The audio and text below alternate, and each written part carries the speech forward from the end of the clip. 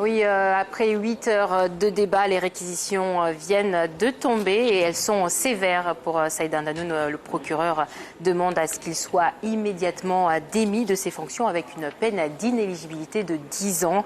Si les juges suivent ces réquisitions, il devra aussi faire 1 an de prison ferme et payer 30 000 € d'amende. Je rappelle que le maire de Chirangui est poursuivi pour 10 chefs d'accusation et c'est essentiellement des prises illégales d'intérêt et détournement de fonds publics. Le maire de Chirangui aurait notamment fait appel à des marchés, à des prestations venant d'entreprises dirigées par ses amis pour des sommes étant jusqu'à 100 000 € de marchandises. Il aurait aussi recruté des membres de sa famille, sa fille, sa sœur et des amis sans publication de poste avant de se rendre compte de l'illégalité de ces procédés. Et c'est justement là-dessus que son avocate a mis l'accent tout au long de sa plaidoirie. Pour elle, le maire de Chirangui est un ancien mécanicien et pas un énarque. Il ne connaît donc pas les règles pour tous ces recrutements et ces marchés.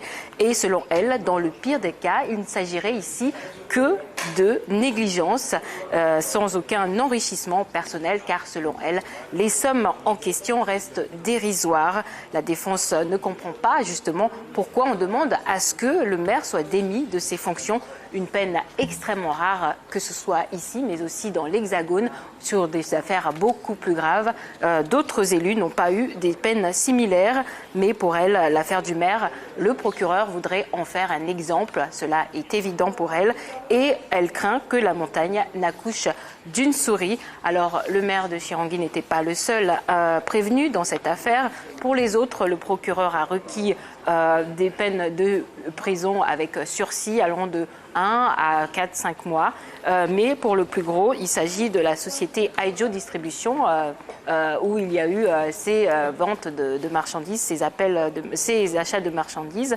Et pour le gérant de cette société, il a écopé de 10 000 € d'amende. Enfin, le procureur requiert 10 000 € d'amende et 30 000 € pour la société. Et il souhaite que la société soit interdite d'appel de marché public pendant près de 2 ans. Voilà, pour l'instant, nous en sommes à une suspension de séance parce qu'il y a eu un avocat qui a eu un petit souci de santé après 8 heures d'échanges assez intenses. Donc nous attendons les plaidoiries, enfin la fin des plaidoiries, la fin des réquisitions. Et après cela, nous aurons probablement un délibéré dans la soirée.